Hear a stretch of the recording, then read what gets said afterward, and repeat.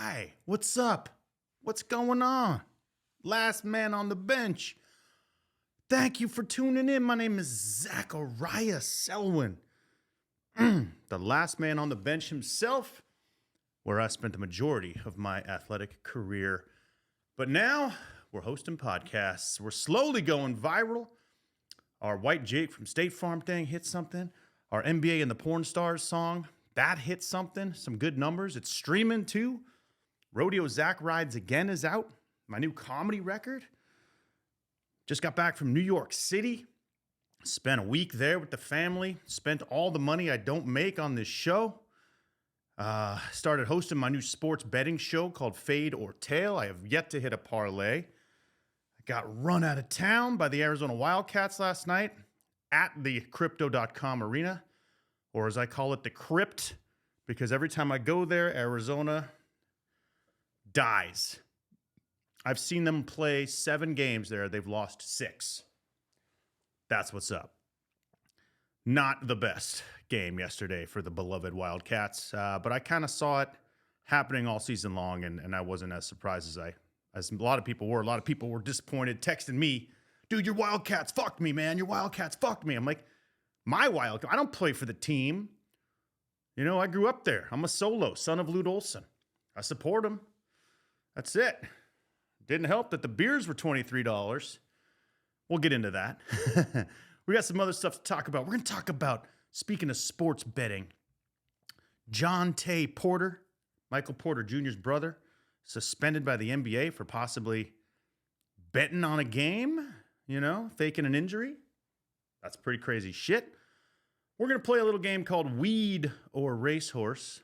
Well, I look at some of the current racehorses out there and decide if it's a weed strain or a racehorse strain.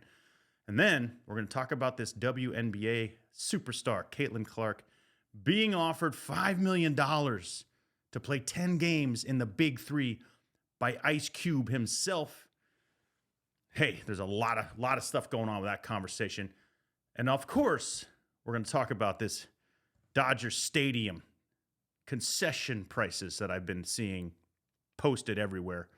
My good friend RJ went to the game last night, starts texting me all these prices from Dodger Stadium since Shohei joined the team. Let's just say, not affordable. So I wrote a song about that, the Dodger Stadium concession confession. I'm going to premiere that in this episode. But let's get into this. Last man, end of March. Man, play something I wrote recently. Yo, we party every day like an endless summer. There's nothing up, baby, take my phone number. I'm checking out the ladies with the long blonde locks. The last man on the bench. Opening day baseball was yesterday. A bunch of my friends went out to Dodger Stadium. A couple of my friends went into the Houston Stadium and watched the Yankees take a very beautiful 4-run deficit and turn it around to win 5-4. Juan Soto, RBI single, big game-saving toss at the plate. Beautiful. But the Dodger Stadium thing is what I want to talk about today. And first of all, I'll start it like this. I went to the Sweet 16 game yesterday, Arizona versus Clemson. Arizona got their asses kicked. But that's not the point. The point is, they have a self-checkout thing now that I guess Amazon invented, where all you do to get into this little beer garden is scan your card, and it opens like an electronic door. You walk inside, and then you grab whatever you want, and then you just leave. So basically, you're shoplifting, but somehow they're keeping track of you and what you bought. This is the scariest shit I've ever seen. They're encouraging us to shoplift. This is self-checkout felon times 10. They're discouraging me. I can't even steal anymore. My thieving days are limited. Because you go in there, beep, you scan, you grab a beer, you see the price is $22, you hesitate for a second, you go, if I could go out, and then miraculously a $22 charge appears on your credit card. You don't pay for it, you don't shake someone's hand, there's no receipt, there's no cashier. It's insane. How are they tracking you? Are they using like your body heat, like Predator? I just don't understand it, man. What the fuck is happening? It's like, can you argue that you took something else? If you're like, no, that wasn't a Stella Artois. That was a Coke Classic. $8, not $22. My son got some kettle corn. $16.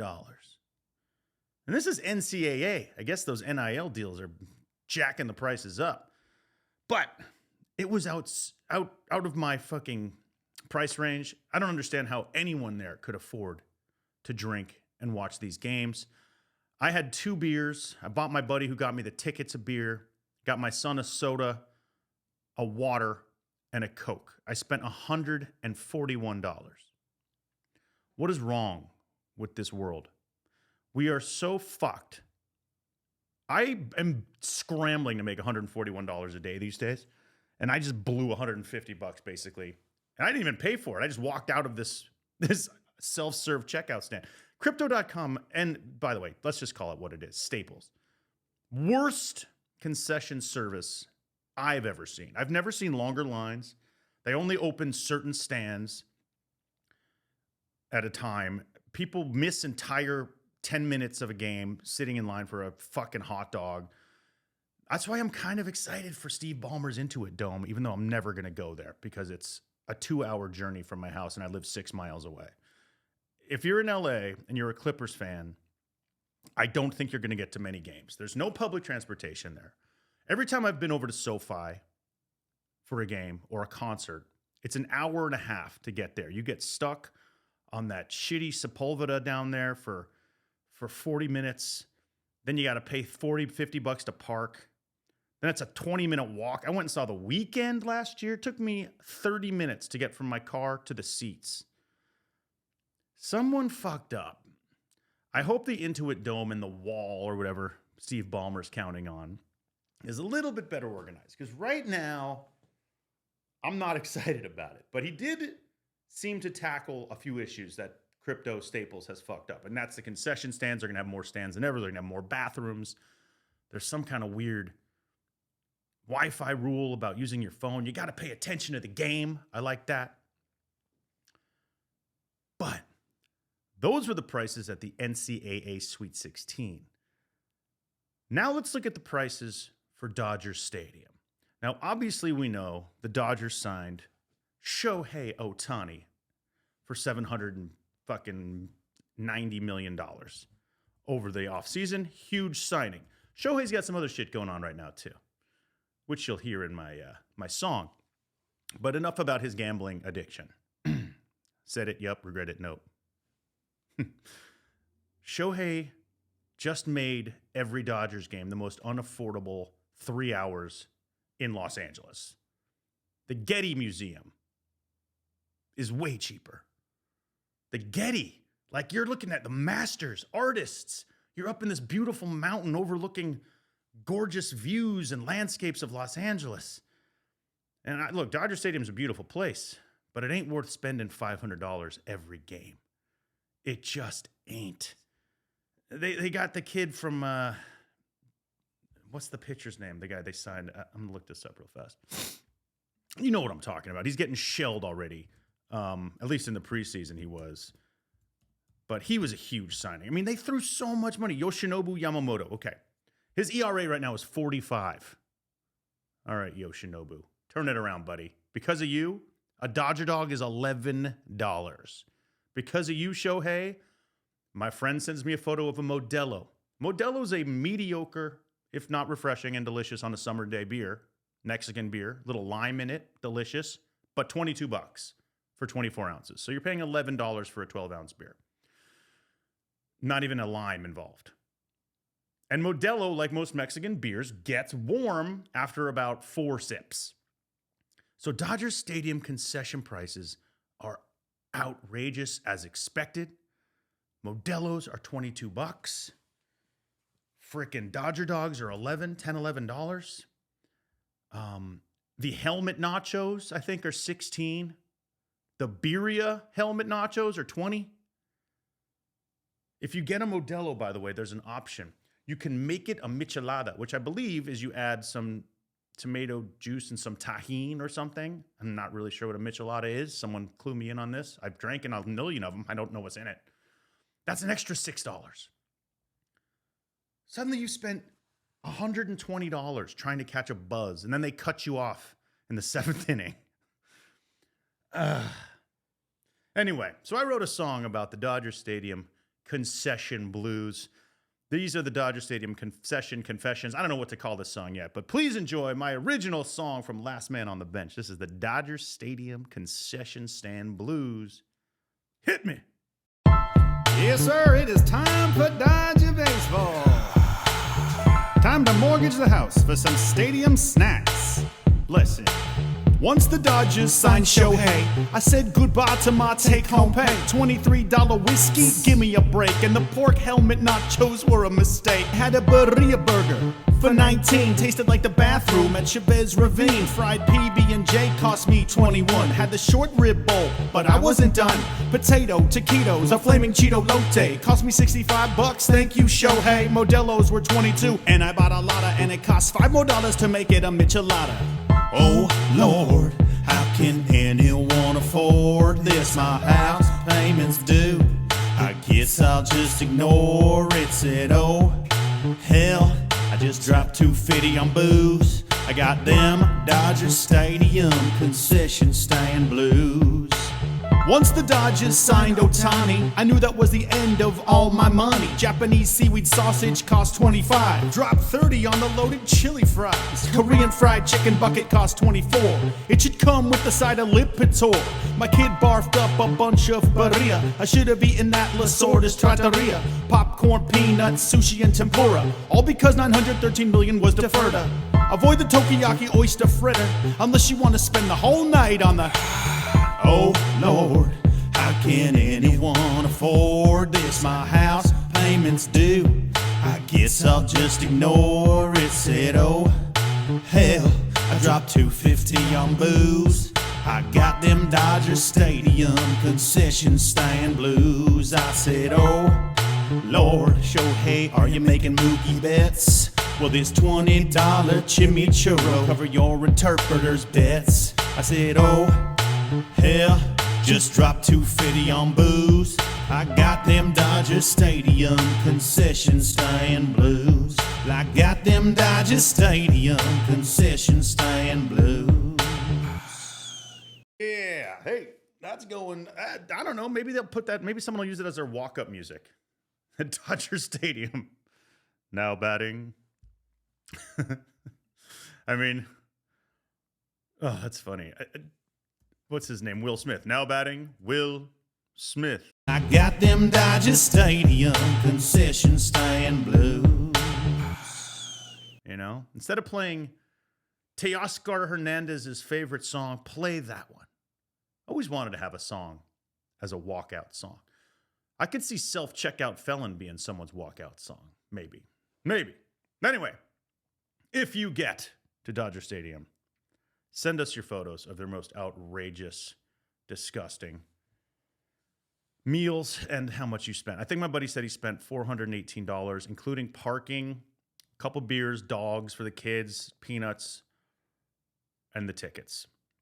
He got the tickets for cheap too. Last minute StubHub, I think they were $99. So that's over $200 and something he spent. That's outrageous. I'm going to go find my phone. Here's what he had yesterday.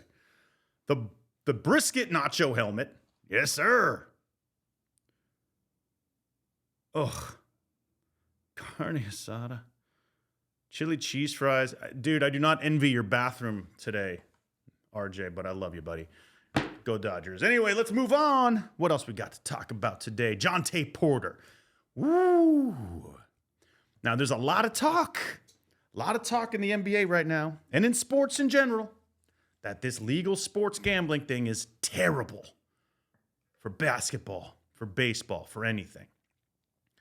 Utah Jazz coach comes out and says, I've never seen anything like it. People are yelling at him. The spread's 10 points and they're up like 11. They're yelling at him to tell his players to miss shots. Yelling at him to put in players to get one more rebound. People are threatening him verbally from the sidelines. He says it's crossed the line. He's like, leave the guys in. You know, fans yelling at Coach Bickerstaff in Utah. And this is in Utah. Utah's like nice people, Mormons, skiers, hippies. And they're yelling, yo, Bickerstaff, leave Markkinen in, bro. You can't take him out. I don't care if we're up 10 with 30 seconds. We need to win by 11, dog. This is my parlay. Everyone's all about that parlay. Don't fuck up my parlay. Look, I host a show for a company called Parlay Max. I know all about the parlays. I've missed a lot of them because of 1 point or a half a point. It's frustrating. But now it's starting to infiltrate the game a little bit. And this is only going to get worse. And this is an unpopular opinion because I know everyone out there is loving the sports betting. They're loving prize picks, betting on your phone, winning parlays, cashing out. But here's what's wrong. Here's what's going to happen. Exactly what Jontay Porter did. So Jontay Porter has a very low parlay line. He averages 4.5 boards, 5.5 points, 1.5 assists. So what happens is once you get into a game, if you leave the game, if you've already played and if you leave the game in the middle, then you're active. You cannot void the bet once a guy steps on the court. So Porter has a prop wager for points, rebounds, and three-pointers that bettors could play. ESPN says the lines are 5.5, 4.5, and 1.5. He finishes with 0 points, 3 rebounds, and 1 assist. So he doesn't even appear, basically. He appears, and then he disappears for an injury. Does not even come close to hitting the prop. People are pissed. And then he plays against Sacramento and only plays for 2 minutes and 43 seconds and then cites an illness. Doesn't reach the prop lines. The NBA goes, interesting. And then they notice that there's a crazy amount of movement around Jontay Porter. No one who's ever bet on sports has bet on Jontay Porter. That's like betting on a G League player. You don't bet on Jontay Porter. But suddenly the lines are going crazy. You don't think Jontay Porter faked a little injury? Faked a little head cold? Someone got paid a lot of money? I mean, it's going to come out. It's going to come out that someone was messing with Jontay's money. And look, Michael Porter Jr., who is undoubtedly one of the most skilled and best players in the league, came out and said, that's not my brother. My brother would never do that. Yeah, you know who else said that? Fredo's brother, Pacino in The Godfather. I mean, you just don't know your family. So Jontay Porter, I just think something's going to come out. I don't think he's going to see another minute of NBA action. And of course, his brother, he's like, these irregularities are not my brother. I know what you guys know. He loves basketball. He just wants to play. I know what type of dude he is. He would never put it in jeopardy. Oh, really? When you're only making the league minimum, the two-way minimum, which I think Jontay's making, a quick 1.5 on a prop bet looks mighty tasty. You know what I mean? Because you start hanging around with those other players, you start to see those guys who are really living that life with those cars and the women and the bottles, and you're barely getting by, and you realize you're probably not good enough to become an all-star or get the high pay like you want. Maybe that parlay is a good move. I'm just saying, sports gambling, I don't think it's going to be around for long. It's obviously the number one thing we see on TV these days. Every ad is Bet365, MGM Sports. ESPN has its own sports betting service. Superstars, Jamie Foxx, Kevin Hart, they're all promoting Caesar Sportsbook and MGM, BetMGM, and it's huge money. It is huge, huge money in the entire world who not many people are making, what they thought they'd be making, but they think they know sports, and they are throwing money at these apps, at these sports websites, and it's a big provider for funding the NBA and MLB. We will see what happens. Money is always the big, most important thing in sports, and until an obvious moment of integrity is broken, is revealed. Like if someone's integrity is shattered because of a sports bet, it happened with a college team recently. I think it was Temple. They were flagged for a terrible game and unusual betting activity around their game. That's the thing. Like a guy like Jontay Porter, if there's suddenly 100 bets on a Jontay Porter not reaching his prop bets, I put money on the fact that someone got to him and said, look, man, you want to make a quick 1.5 in an hour? You fake an ankle injury? We good. You're in Cancun by June. Hashtag Cancun by June. Last man rolls on. I've been living it up in the city of angels. My mind had a sweet sunshine. Nothing is wrong, nothing feels painful. What else is going on, baby? What else is happening here? Yeah, my friend calls me and says, hey, dude, weed or racehorse? He's high as fuck. I have a friend who's just one of those really high guys. Like you're in your mid-40s. You still got that buddy who's getting fucked up every day. I mean, look, I'm drinking a lot, but I don't smoke trees every day. I can't. I lose motivation. I immediately start smoking cigarettes. Weed and I have had a very tumultuous relationship my entire life. I started smoking pretty young. Now I barely smoke at all. I've had some great nights on weed, but I've had some really shitty nights on weed.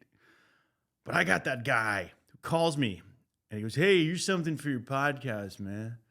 Weed or racehorse? Here's one. Seattle Slew. These are my friends.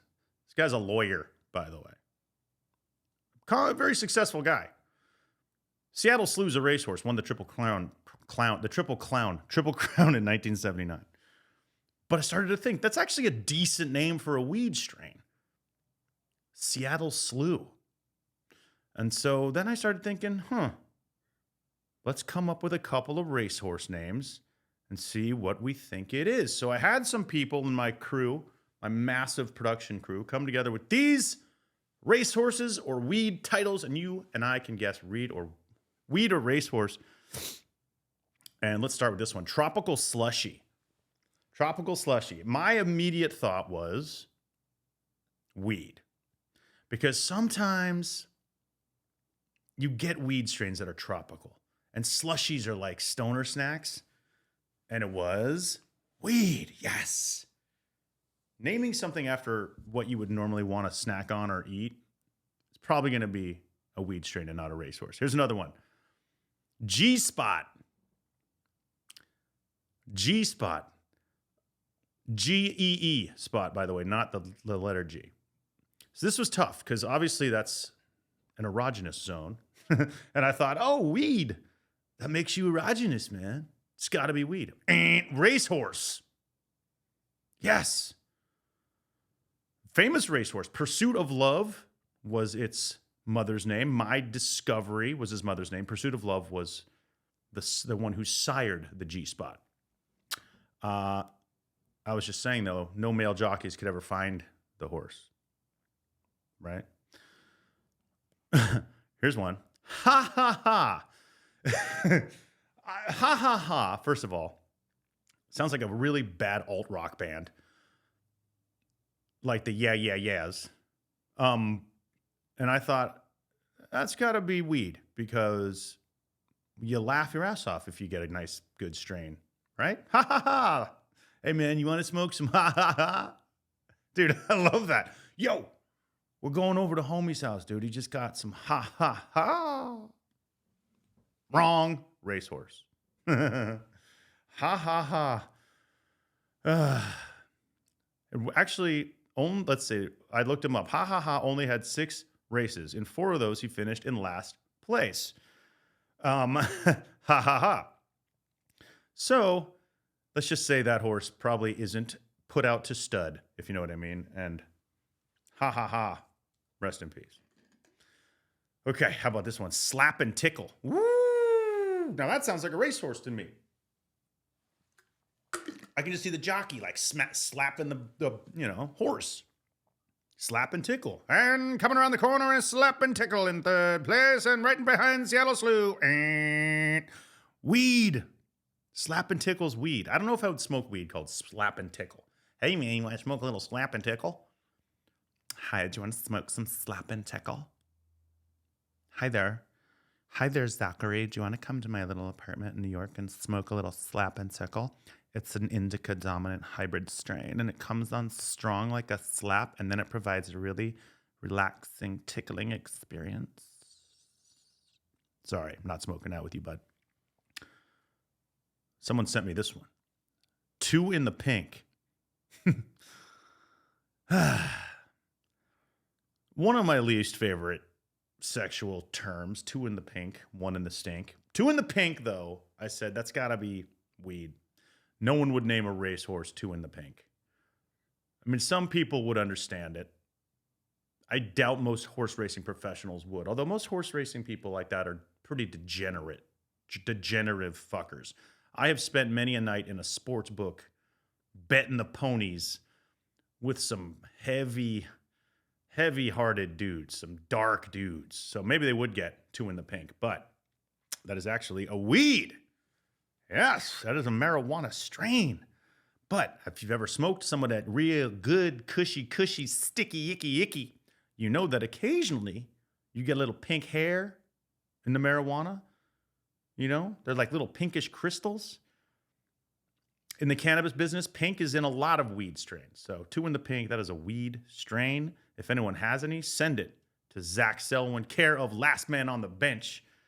We're going to get all Michael Beasley with that shit. Here's one. Odor in the court. Odor in the court. Now, I immediately thought that's got to be weed. Big, strong smelling sativa. Which reminds me of a dorm room. It's a horse. No, it was a horse. I got that one wrong. Obviously, a strong smell is a good sign that you have some good herb. But this horse was actually sired by Judge Smells, who you may remember, the character from Caddyshack. It became a horse's name, Judge Smells. He won a lot of races, sired Odor in the court. So you got this sort of pun with a little judge. And the guy who wrote Caddyshack, I forget his name, the dude from National Lampoon, when he wrote that joke, do you think he ever thought he would inspire racehorses who had offspring that got named after his character in a movie? No. That's why Caddyshack rules. Last one. Weed or racehorse. Whoa, see, whoa. What? Now, immediately I thought racehorse because whoa, you know, when you're riding a horse, whoa. Turns out it's a strain of weed. By the way, I went 2 out of 8 on this quiz. But Whoa See Whoa is a weed. It actually won first prize in the 2022 Southern California Cannabis Cup, which means it's around me somewhere. I'm in LA. I'm in the heart of Hollywood. I need to go find some Whoa See Whoa. Anyway, there you go. Someone smoke some slap and tickle. Get me some odor in the court to come in third in the trifecta. And ha. Sorry about your career, bud. Last man. Keeping it going, baby. $5 to make it a michelada. Oh, Lord, how can anyone afford this? My house payments due. I guess Now, Last Man is going to be introducing a new friend to the show. His name is Kenny Glassman. It's my buddy in New York, and he's like the most New York guy of all time. Hilarious, incredible sports outlook, incredible opinions. Wins like his Final Four pool every year. He's one of those guys. Anyway, the Glass Man is joining Last Man. Some point in the near future, we're going to call this the Last Man and the Glass Man. I just got to figure that out. But look forward to that. That dude is absolutely hilarious. I'll try to call him right now. It's 4:30. He's probably just started watching the Yankee game, unless they play later. Not sure what time they play today. Check my schedule here. They play at 5:10. Pacific? Well, that's a later game than I thought. Yeah, they're in Houston, so they're playing West Coast time. I'll call the Glass Man when he's not working. It's Friday in New York. He's probably getting started to go crazy. New York was crazy, man. Fuck. I had some nights. I went to my buddy's surprise 50th birthday down in the Wall Street district. We went to a place called France's Tavern, which is where George Washington actually lived. I know this doesn't have a lot to do with sports, but this place was crazy. It was like 20 rooms. Everyone had a bar in it. People were liquored up. I got all liquored up. I had a great night. Fucked up and bought cigarettes at the end of the night, which is something I do when I'm a drunk bastard. But the best thing about my trip was not like running around New York and eating like a fucking beast. When I got back to LAX, Antonio Brown was in my baggage claim, dude. AB, Mr. Hump the Sky, Mr. Take Your Shirt Off, Mr. Wave to the crowd as you leave your team. Antonio Brown is one of those guys who I'll always love because of his Steelers years. I'm a Steelers fan, for those of you who don't know, because I'm from Arizona. Makes sense, right? But, AB, he's a controversial dude. But it was good to see him. But I was going to get a picture with him because I'm that guy. But he was getting swamped by the TSA guys, the baggage claim handlers. They were like, oh, Antonio, I love you. So I didn't want to be that dude. I didn't want to be the annoying fan to just go up and get the flick. So, AB, if you're listening, come on the show. Talk about CTESPN. We can get into it. But I want to get into this first. Cailtin Clark. Cailtin Clark, the great Cailtin Clark, who's in the middle of the NCAA tournament right now, undoubtedly the number one pick in the WNBA draft, was offered $5 million to play in the Big Three by Big Three founder Ice Cube, who is not for the pop charts. So where does a brother like you start expressing yourself? My boy will show you how. Yo, Dre, what up? Drop English right about now. Sorry, big NWA fan. Ice Cube says, yo, Cailtin, for 10 to 12 games, we want you to join the Big Three, and we got $5 million. $5 million. This gets leaked the last couple days. Cailtin Clark is already going to become the highest paid WNBA player. She's going to have $4 to $10 million worth of endorsement deals off court. She is about to get the bag in the WNBA. Most WNBA players make 80 grand a year. They're like entry-level law assistants. And I know the old argument. Why don't they make what the men make? Have you ever been to a Lakers game versus a Liberty game or a Sparks game? It's just crowds and the amount of money people are spending on it. I love the WNBA. I've been to many games with my daughter when she was playing hoops. But that's one of the arguments. So people are saying, wow, this is great. Ice Cube, you're celebrating women. You're offering her a spot in the Big Three. Fantastic. But a lot of people are saying this is bullshit. He's just trying to get some press around the Big Three. Look, I think it's awesome. I do. But I don't think it works. There's a few reasons why. The ball? Anyone remember that the ball size is different in the WNBA than the NBA? Anyone who's ever played basketball knows there's a 29.5 and there's a 28.5. And then there's the women's size. It's smaller. They're just going to change the game and let her come in with her own ball? How does this work? I'm sure Cailtin can shoot the rock. Men's rock, women's rock, it doesn't matter. She can shoot. We all know that. But that doesn't make it a very even playing field. Also, do you think she's going to be able to go up against a guy like Michael Beasley, the craftiest player who's not playing in the NBA? That guy is so good. If anyone's not following Be Easy or whatever his name is online, his Instagram handle is sickening. He's just so good. His moves look like Shai Gilgeous-Alexander, John Morant, but better. If that dude wasn't smoking all that two in the pink back in the day, he might have been a whole different player. Hey, Michael Beasley's the kind of guy before they had the marijuana, change in law of the marijuana laws in the NBA, where now they don't even drug test. Michael Beasley was that dude. Second pick in the draft. I thought he was going to be so good. I invested in his rookie cards.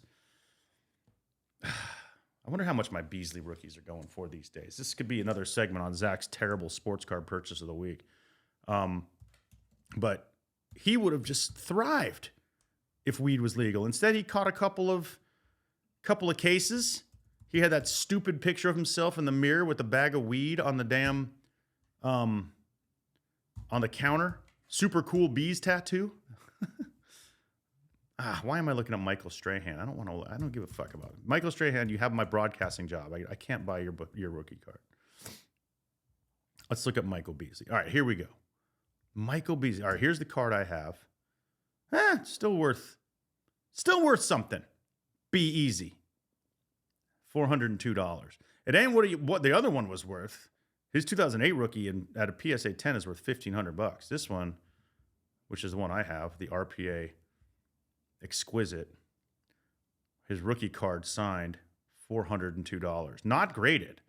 Mine graded wouldn't be more than a 8, I'm guessing. But anyway, back to Cailtin Clark. Look, Cailtin Clark is going to get killed in the big 3. I just don't understand it. Ice Cube says he's trying to create more opportunities for female players because these dubious European countries don't treat them right. That's not right, Ice Cube. That's not right. Why offer only Cailtin Clark? What about Angel Reese? What about Juju? I don't know. It seems like a hype grab. It seems like a promotion for the big 3. And I love the big 3. But apparently big 3 players make $12,000 to play their games. Cailtin Clark comes out and plays for 12 games and gets $5 million. Do you realize how many people would go to that game, though? Cailtin Clark would change the league. I don't know how many people go to big 3 games, but if Cailtin Clark was playing, people are going to be curious. It's like the Billie Jean King, Bobby, whatever the fuck his name was, back in the 70s. And I think Cailtin Clark could get some buckets, but then again, with what ball? With what ball? Ice Cube, man. Hey, props to you for reaching out, bringing a little like attention to this thing. But I think Caitlin's got to turn this down. The WNBA's got weird contracts apparently with the players where they're going to tell her that she's not able to do other things. Like she cannot go play overseas or she can't play in these charity. I don't know. I've never signed a WNBA contract, but apparently they're pretty strict. And they protect their players and their league, and rightfully so. So if Cailtin Clark went and made the $5 million and then jumped to the WNBA, that might make sense. But I just don't think it works. There's some dudes. Have you seen the average body type of the guys in the big 3? You know, I mean, there's a reason why, you know, players get pretty chubby. Even the greatest players of all time gain some weight at the end of their career. You know, even Kobe Bryant, rest in peace, Mamba. Do you remember when Kobe posted some photo of him in Italy a few years after he retired and he had this crazy dad bod? He looked like me with my shirt on. These guys are big. The big 3 last year, the enemies won. Who was on the enemies? Elijah Stewart ended up joining the Pelicans Summer League. That's cool. But he's a big boy. A lot of these guys are older. A lot of these guys have put on weight. And I just don't see a Cailtin Clark going up against guys like this. There's just Jamario Moon, you know, all these names from the past. Jeremy Pargo. Man, big 3. Good for you, Cube. Bad for you, Cube. But hey, you know, if she signs and gets that bag, woo, big 3 is going to be hot. I might watch. I just hope my parlays hit. It all comes down to those parlays, doesn't it? Jontay Porter. Yo, last man on earth, Zach Selwyn. Thank you for joining me today. We got into a couple of things. I hope you enjoy my Dodger Stadium's Concession song and my opinion on sports gambling, be it unpopular or not. Go get yourself a $28 Michelada at Dodger Stadium. Happy opening day, opening week in baseball. And I will be performing next in Sun Valley, Idaho. That's right, April 11th. We'll see y'all next time on Last Man on the Bench. My name is Zach Selwyn. Much love. Modelo's were 22, and I bought a lotta, and it cost $5 more to make it a Michelada. Oh Lord, how can